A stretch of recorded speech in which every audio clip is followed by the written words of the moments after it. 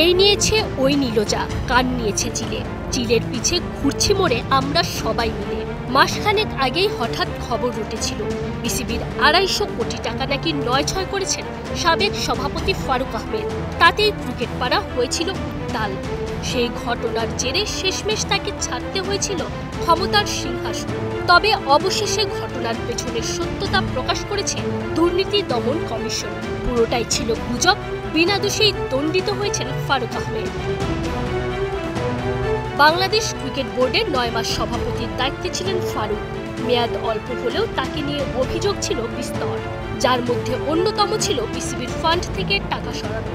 সাবেক এই সভাপতি নাকি বিসিবি পরিচালনা পর্ষদের অনুমতি ছাড়াই বোর্ডের স্থায়ী আমানত থেকে 250 কোটি টাকার তহবিল অপব্যবহারের উদ্দেশ্যে অন্যান্য ব্যাংকে হস্তান্তর করেছিলেন। এমন গুজব ছড়িয়ে পড়লে গত 17 মে দুদকের 3 সদস্যের দল বিসিবিতে আসে তদন্তের পাশাপাশি নথিপত্র সংগ্রহের উদ্দেশ্যে। এরপর গত 13 জুলাই সেই তদন্ত প্রতিবেদন জমা পড়ে। প্রমাণ না মেলায় ফারুককে সেই অভিযোগ থেকে অব্যাহতি দিয়েছে দুদক। দেশের ক্রিকেট বোর্ডের সাবেক এই সভাপতি বরাবরই দাবি করেছেন তার ব্যাপারে যেসব অভিযোগ তোলা হয়েছে তার সবই মিথ্যা আর বানোয়াট।